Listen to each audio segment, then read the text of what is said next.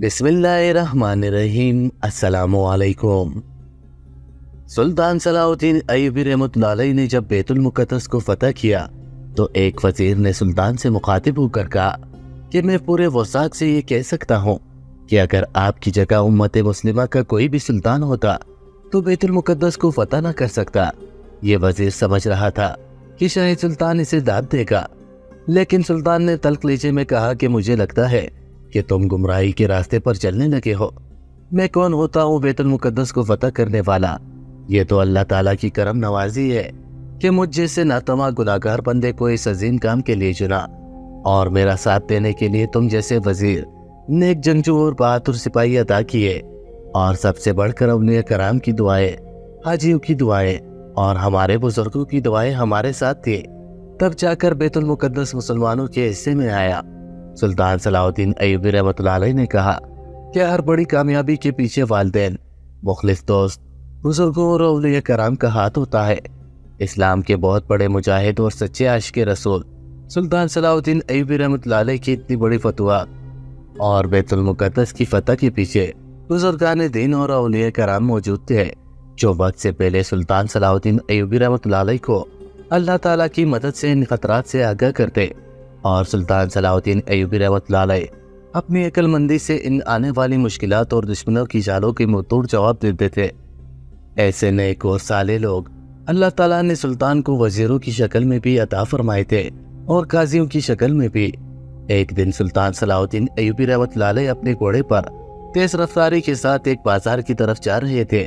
मुआरिख लिखते हैं कि वो सफर सुल्तान सलाहुद्दीन अय्यूबी रहमतुल्लाह अलैह का ना ही किसी जंगी मुहिम, ना ही किसी मुआहिदे, ना ही किसी मंसूबा बंदी के लिए था, बल्कि सुल्तान सलाहुद्दीन अय्यूबी रहमतुल्लाह अलैह एक बुजुर्ग से मिलने जा रहे थे जिसने सुल्तान सलाहुद्दीन अय्यूबी रहमतुल्लाह अलैह को बहुत से ऐसे मोड़ पर हिदायत की जिसकी हिदायत से सुल्तान सलाहुद्दीन अय्यूबी रहमतुल्लाह अलैह ने दुश्मन को खाक चुटा दी थी। और वो बुजुर्ग कोई आम बुजुर्ग नहीं थे, बल्कि मदरसा निज़ामुल मुल्क के सरबरा और सुल्तान सलाहुद्दीन अय्यूबी रहमतुल्लाह अलैह के उस्ताद ग्रामी थे। मुआरिखीन लिखते हैं कि सुल्तान का उस्ताद कोई आम बुजुर्ग या उस्ताद नहीं था, बल्कि पूरे मिस्र में इसको तमाम लोग मोहतरम शेख के नाम से जानते थे, चूँकि बड़े आलिम को शेख के नाम से इज्जत से नवाजा जाता था। शेख साहब का मुसलमानों के दिलों में अपना ही मकाम था, जिसने सुल्तान सलाहुद्दीन अय्यूबी को बहुत से ऐसे खतरात से बचाया जिसके बारे में दुश्मन कभी भी तस्वुर भी नहीं कर सकते थे कि इस बार सुल्तान सलाहुद्दीन अय्यूबी इनकी चाल से निकल जाएगा। बहुत से मुआरिखीन लिखते हैं कि मोहतरम शेख की ठिकानों का सुल्तान सलाहुद्दीन अय्यूबी रहमतुल्लाह अलैह के अलावा कोई नहीं जानता था। सुल्तान सलाहुद्दीन अय्यूबी रहमतुल्लाह अलैह इस बुजुर्ग और मोहतरम शेख से कई सालों से मिलते रहे और हिदायत लेते रहे। इस बात का पता सुल्तान के सबसे करीबी और वफादार साथियों को भी नहीं था, जब तक सुल्तान ने खुद अपने साथियों को इस बारे में नहीं बताया। सुल्तान सलाहुद्दीन अय्यूबी रहमतुल्लाह अलैह बाजार में गए। अपने घोड़े को एक तरफ बांधने के बाद एक दुकान के अंदर दाखिल हुए और बहुत देर तक वापस भी ना आए। वो दुकान शक्ल से एक आम कुमार की दुकान लगती थी। इसमें मिट्टी के बर्तन पड़े हुए थे। एक नौजवान लड़की सुल्तान को अंदर ले गई थी। हकीकतन इस दुकान के पीछे तहखाना मौजूद था, जिसके अंदर एक सफेद दाढ़ी वाला बुजुर्ग था। सुल्तान ने इसके हाथों को बोसा दिया था। इसकी बेटी बाहर बर्तन बाजार में फरोख्त करती और वो बुजुर्ग बर्तन बनाकर अपनी बेटी को देता था, लेकिन कोई नहीं जानता था कि इस दुकान के पीछे एक तहखाना है जिसमें वो बुजुर्ग रहते हैं। दर हकीकत ये वही बुजुर्ग शेख मोहतरम थे जिनसे सुल्तान ने मदरसा निज़ामुल मुल्क में तालीम भी हासिल की और आजकल ये मिट्टी के बर्तन बनाकर अपनी जिंदगी का गुजर बसर कर रहे थे। सुल्तान के लाख कहने के बावजूद भी ये सुल्तान के साथ महल में नहीं रहना चाहते और इनसे सुल्तान सलाहुद्दीन अय्यूबी रहमतुल्लाह अलैह मिलने के लिए आए थे। मोहतरम शेख अपनी असली पहचान के साथ सालों बाद चंद लम्हों के लिए सामने आते और फिर नजर से गायब हो जाते। मोहतरम शेख सिर्फ सुल्तान सलाहुद्दीन अय्यूबी रहमतुल्लाह अलैह से मुलाकात करते थे। ये बात कई सालों तक छुपी रही। अगर शेख साहब कभी बाहर जाते तो मुख्तलिफ बेस बदल कर जाते और किसी को कानो कान खबर भी न होती। शेख के ठिकानों के बारे में सिर्फ इस शेख की बेटी और सुल्तान सलाहुद्दीन अय्यूबी रहमतुल्लाह अलैह को पता होता। सुल्तान सलाहुद्दीन अय्यूबी रहमतुल्लाह अलैह ने इस शेख से मुलाकात की और बहुत सारे राज जानने के बाद सुल्तान सलाहुद्दीन अय्यूबी रहमतुल्लाह अलैह बाजार से रवाना हो गए। सुल्तान सलाहुद्दीन अय्यूबी रहमतुल्लाह अलैह अभी रास्ते में तेज रफ्तारी के साथ तशरीफ ले जा रहे थे कि अचानक सुल्तान की नजर पड़ी कि एक नौजवान और हसीन व जमीन औरत एक मरे हुए जानवर का अपने खंजर से गोश्त काटकर किसी बर्तन में डाल रही थी। चूँकि सुल्तान एक आम आदमी के भेष में थे और सुल्तान सलाहुद्दीन अय्यूबी रहमतुल्लाह अलैह को हर वक्त जासूसों से खतरा रहता था और सुल्तान ने दरबार में जाकर एक अहम मुकदमे को सुनना था, लिहाजा सुल्तान सलाहुद्दीन अय्यूबी रहमतुल्लाह अलैह ने इसकी तरफ ध्यान न दिया और वापस अपने महल की तरफ लौट गए थे। लेकिन ये बात सुल्तान सलाहुद्दीन अय्यूबी रहमतुल्लाह अलैह के दिलो दिमाग से दूर न हुई। इत्तफाकन फिर चंद दिनों के बाद सुल्तान सलाहुद्दीन अय्यूबी रहमतुल्लाह अलैह शेख साहब से मुलाकात करने के लिए आए तो दोबारा सुल्तान की नजर इस औरत पर पड़ी। फिर वो किसी मरे हुए जानवर का गोश्त काट कर बर्तन में ले जा रही थी। जब ये सारा मामला सुल्तान सलाहुद्दीन अय्यूबी रहमतुल्लाह अलैह ने देखा तो बड़ा हैरान हो गए कि आखिर ये औरत क्या करती है। हो सकता है कि ये औरत काफिर हो और ये गोश्त काट कर शायद बाजार में ही फरोख्त करती हो या शायद घर ले जाकर बच्चों को खिलाती हो। फिर सुल्तान ने सोचा कि अगर ये कसाब होती तो ये मरे हुए जानवर का गोश्त कभी न काट कर ले जाती, लिहाजा इसके पीछे कोई राज होगा। सुल्तान सलाहुद्दीन अय्यूबी रहमतुल्लाह अलैह ने इस औरत का पीछा करना शुरू कर दिया। जब सुल्तान सलाहुद्दीन अय्यूबी रहमतुल्लाह अलैह इसका पीछा करते करते गए तो वो औरत गोश्त बर्तन में लिए एक छोटे से खेमे नुमा पहाड़ी के अंदर दाखिल हुई। सुल्तान हैरान था कि आखिर इस गार में कौन है और औरत वहां गोश्त लेकर क्यों जा रही है। सुल्तान सलाहुद्दीन अय्यूबी रहमतुल्लाह अलैह का तजस्सुस बढ़ता जा रहा था। अब सुल्तान सलाहुद्दीन अय्यूबी रहमतुल्लाह अलैह ने गार से चंद कदम दूर अपना घोड़ा बांध दिया ताकि घोड़े की आवाज सुनकर गार में मौजूद किसी को पता न चल जाए। सुल्तान सलाहुद्दीन अय्यूबी रहमतुल्लाह अलैह घोड़े से उतरे और जाकर गार के दहाने के साथ चुप कर खड़े बातें सुनने लगे। सुल्तान सलाहुद्दीन अय्यूबी रहमतुल्लाह अलैह अगर चाहते तो फौरन गार के अंदर दाखिल हो जाते और सारी सूरत-ए-हाल का जायजा ले सकते थे और इस राज के बारे में जान सकते थे कि आखिर वो औरत हर बार एक मरे हुए जानवर का गोश्त लेकर ही क्यों वहां से आती है। लेकिन सुल्तान ने सोचा कि अगर पर्दे के पीछे हाल मालूम किया जाए तो ये सबसे बेहतर रहेगा। औरत गोश्त के लिए जैसे ही अंदर दाखिल हुई तो आगे से एक बूढ़ी औरत बोली, बेटा तुम क्या ले आई हो?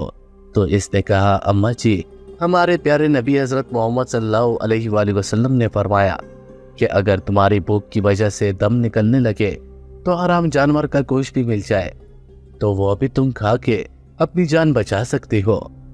इसीलिए मैं एक मरे हुए भैंस की जिस्म से गोश्त के टुकड़े काट कर लाई हूँ। औरत ने आंखों में आंसू लिए कहा कि माँ, मैं आपको अपनी आंखों से भूख से तड़प तड़प कर मरता हुआ नहीं देख सकती। अब तुमसे चला नहीं जा रहा। 4 दिन की भूख ने आपको तोड़कर रख दिया है। आप पहले से ही इतनी बीमार और कमजोर, हड्डियों में इतनी ताकत नहीं कि आप इतनी भूख बर्दाश्त करें। और फिर इतने में बच्चे रोने लगे तो इन बच्चों की माँ ने कहा, अम्मी जान, शायद हम तो भूख को बर्दाश्त करते करते मौत को गले भी लगा लें, लेकिन ये बच्चे तो बिलक बिलक कर मरेंगे और मैं इन बच्चों को अपनी आंखों के सामने मरता नहीं देख सकती। और माँ, वैसे भी हमारा कौन सा कोई कमाने वाला है और हमारा हुक्मरान तो न जाने किन अयाशियों में पड़ा है कि जिसको गरीबों की फिक्र तक नहीं कि किसके घर में चूल्हा जलता है या नहीं। वो खुद तो महलों में शाही खाना खाते हैं, शाही बिस्तर पर आराम फरमाते हैं। वो भला गरीब के दर्द को क्या समझेंगे। बाकी खुदा का शुक्र है कि वो जिस हाल में रखे, इसलिए मैं एक मुर्दा जानवर की जिस्म से गोश्त काट कर ले आई हूँ। और फिर इस औरत ने एक और बर्तन में गोश्त को डाला। पानी के साथ धोने के बाद इसमें नमक डालकर हांडी चढ़ा दी। सुल्तान सलाहुद्दीन अय्यूबी रहमतुल्लाह अलैह ये सारा मंजर देखकर अपने आंसुओं पर काबू न रख सके और इसी दीवार के साथ टेक लगाकर रोने लगे और अल्लाह ताला से माफ़ी मांग रहे थे, या अल्लाह, मुझे माफ़ कर दे, मैं बहुत कमज़ोर आदमी हूँ। मेरे लाख कोशिशों के बावजूद अगर किसी जगह कमी रह जाती है तो मुझे माफ़ कर दें, क्योंकि सुल्तान जो खुद गरीबों की तरह खाना खाता ताकि मेरी सल्तनत में कोई भी आदमी भूखा न रह जाए। सुल्तान सलाहुद्दीन अय्यूबी रहमतुल्लाह अलैह ने अपनी पूरी ज़िंदगी में कभी 2 हांडियों के साथ रोटी नहीं खाई, क्योंकि सुल्तान अपनी रियाया के हाल से वाकिफ था। जब सुल्तान ने ये सारा मंजर देखा तो सुल्तान दिल से तड़प गया اور سلطان کی آنکھوں سے مسلسل آنسو جاری تھے۔ سلطان صلاح الدین ایوبی رحمۃ اللہ علیہ نے جب اپنی آنکھوں سے ان چھوٹے چھوٹے بچوں کو روتے ہوئے دیکھا جو بھوک کی وجہ سے نڈال ہو چکے تھے اور پلک پلک کر رو رہے تھے، تو بھوک سے اس کی بوڑھی ماں اب چلنے کی قابل نہ تھی۔ اس عورت نے جیسے ہی ہانڈی نیچے اتار دی تو چھوٹے چھوٹے بچے کھانا کھانے کے لیے اس کے گرد اکٹھا ہو گئے۔ سلطان صلاح الدین ایوبی رحمۃ اللہ علیہ اس وقت غار کے اندر داخل ہوئے اور کہا، ابھی اور اسی وقت رک جاؤ، تمہیں یہ مردار جانور کا گوشت کھانے کی ضرورت نہیں۔ سلطان صلاح الدین ایوبی رحمۃ اللہ علیہ کی اچانک داخل ہونے پر معصوم بچے خوفزدہ ہو گئے، کیونکہ سلطان صلاح الدین ایوبی رحمۃ اللہ علیہ کی نیام میں تلوار بھی موجود تھی۔ بوڑھی عورت نے کہا، اے نوجوان، وہی رک جاؤ، ہمارے پاس ایسی کوئی چیزیں موجود نہیں جو ہم آپ کو دے سکیں۔ ہمارے سر پر چھت نہیں، ہمارے پاس کھانے کے لیے کچھ موجود نہیں، ہم ایک مردار جانور کا گوشت کھا رہے ہیں۔ وہ عورت سمجھی کہ شاید کوئی ڈاکو یا چور وغیرہ آ گیا ہے اور غصے سے بولی، تم ہم سے کیا چاہتے ہو؟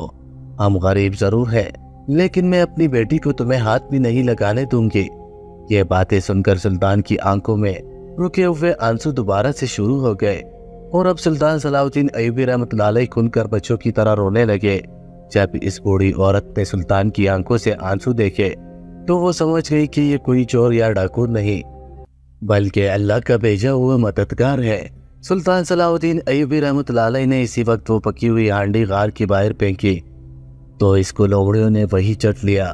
اب بچے اور بوڑھی عورت بھوکی نظروں سے سلطان کو دیکھ رہے تھے۔ سلطان صلاح الدین ایوبی رحمۃ اللہ علیہ نے جب ان معصوم بچوں اور بوڑھی عورت کی آنکھوں میں ایسے غضب کا درد دیکھا جو سلطان نے کبھی کسی کی آنکھوں میں نہیں دیکھا تھا، وہ ایک لمحہ سلطان کی روح قبض کرنے کے لیے کافی تھا۔ سلطان کا دل کر رہا تھا کہ ابھی اور اسی وقت اس پہاڑ کو ریزہ ریزہ کر دوں۔ میں ان معصوم تڑپتے لگتے بچوں سے نظریں نہیں ملا پا رہا تھا۔ وہ سلطان جس کے ہاتھ میں تلوار دیکھ کر بڑے بڑے بادشاہ کام چایا کرتے تھے، اس سلطان کے ہاتھ میں تلوار قابو میں نہیں آ رہی تھی۔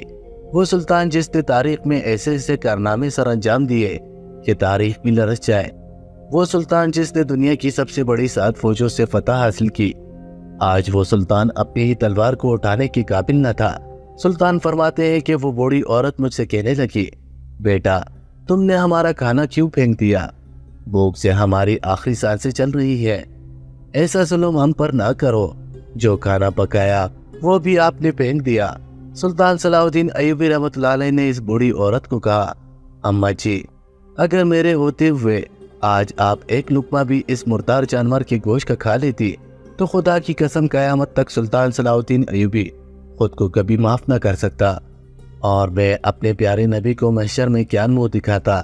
جب سلطان کی یہ فکریں اس بوڑھی عورت نے سنے تو کہنے لگی، سلطان معظم آپ اور یہاں۔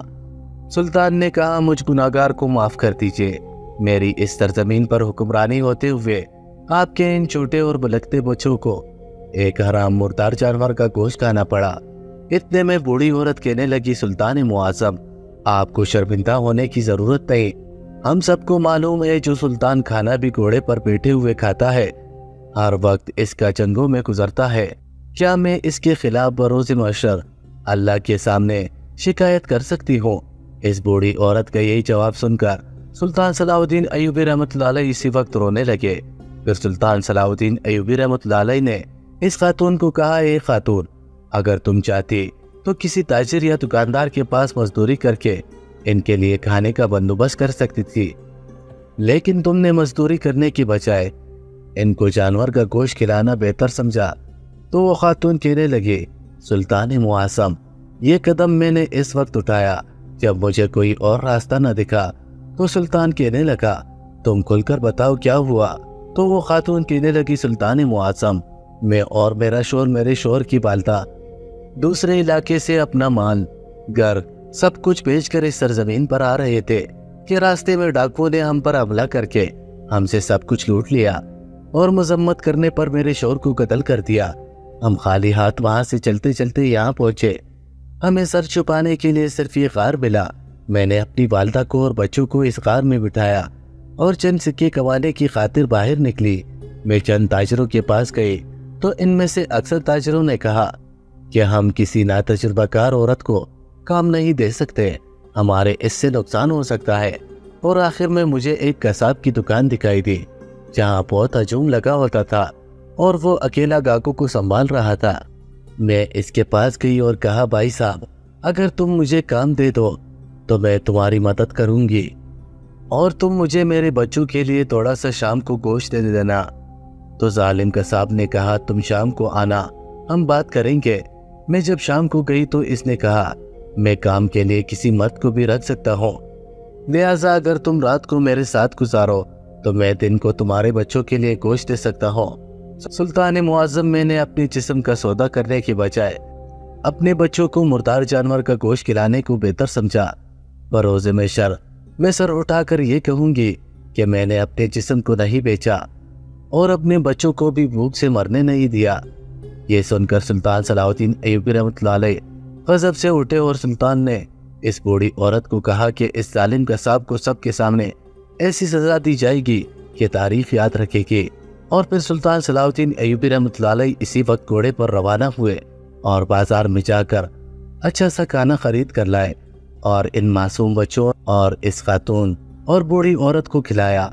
پھر سلطان صلاح الدین ایوبی رحمۃ اللہ علیہ ان کو اپنے محل میں لے گیا اور سپاہیوں کو حکم دیا کہ ان کی رہائش گاہ کا بندوبست کیا جائے اور سرکاری خزانے سے ان کے کھانے کا بندوبست کیا جائے۔ پھر سلطان صلاح الدین ایوبی رحمۃ اللہ علیہ نے اپنے تمام درباریوں اور سپاہیوں کے سامنے ان بچوں اور ان کی والدہ اور اس بوڑھی عورت سے ہاتھ جوڑ کر معافی مانگی کہ مجھے معاف کر دینا کہ سلطان کے ہوتے ہوئے آپ کو تکلیف دیکھنی پڑی اور آپ کی یہ نوبت آ گئی۔ میں کمزور انسان ہوں، میری اللہ سے شکایت نہ کرنا، خاص کر اپنے بچوں کو یہ واقعہ کبھی نہ سنانا کہ سلطان کے ہوتے ہوئے تم لوگوں نے کبھی یہ بھی سوچا تھا کہ تم مردار کا گوشت کھاؤ گے۔ خدا را مجھے معاف کر دو اور اللہ سے میرے لیے دعا کرو کہ وہ بھی مجھے معاف کرتے اور مجھے کبھی غافل نہ کرے۔ وہ بوڑھی عورت آگے بڑھی، سلطان کا ماتھا چوما اور کہا کہ آپ جیسا سلطان خدا ہر سلطنت میں پیدا کرے، ہر ماں آپ جیسے بچے کو جنم دے، میری یہی خواہش ہے۔ اس کے بعد سلطان صلاح الدین ایوبی رحمۃ اللہ علیہ نے ایک بہت بڑا سپاہیوں کا دستہ تیار کیا جو رات کو ہر محلے، ہر گاؤں، ہر قصبے میں جاتے اور معلوم کرتے کہ کہیں کوئی غریب یا مسکین یا یتیم کوئی بھوکا نہ سو گیا ہو۔ سلطان صلاح الدین ایوبی رحمۃ اللہ علیہ فرماتے کہ اگر کوئی بھوکا سو گیا تو میں بروز محشر اپنے اللہ کو کیا جواب دوں گا کہ تیری سلطنت میں غریب بھوکے سو رہے تھے اور تم چین کی نیند سوتے رہے۔ اللہ اکبر۔ سلطان کی عاجزی کا یہ عالم تھا کہ جہاں کبھی کسی بھی جگہ اپنی غلطی محسوس ہوتی تو ان سے بھی معافی مانگتے اور اللہ تعالیٰ سے بھی گڑ گڑا کر معافی مانگتے، کیونکہ سلطان جانتے تھے کہ آخرت کا معاملہ بڑا سخت ہے۔ بہتر یہی ہے کہ آج اسی دنیا میں جہاں غلطی ہو اپنی غلطی تسلیم کر کے اس سے معافی مانگی جائے اور اللہ سے بھی اپنی غلطی کوتاہی کی معافی مانگی جائے، تاکہ اللہ تعالیٰ دنیا اور آخرت دونوں میں آپ پر رحمت کا سایہ کر سکے۔ ناظرین گرامی، آج کل کی جو حالات ملک میں چل رہے ہیں، ہمیں اللہ سے دعا کرنی چاہیے کہ ہمیں اللہ تعالیٰ حضرت عمر فاروق رضی اللہ تعالیٰ عنہ اور سلطان صلاح الدین ایوبی رحمۃ اللہ علیہ جیسے حکمران عطا کرے جو مسلم امہ کو یکجا کرنے کے ساتھ ساتھ اسلام کی پوری دنیا میں حکمرانی کو قائم کرے۔ آپ سے گزارش ہے کہ ہمارے چینل کو لائک، شیئر اور سبسکرائب کیجیے۔ آخر میں کمنٹ باکس میں ایک دفعہ درود پاک ضرور لکھیں۔ اللہ حافظ۔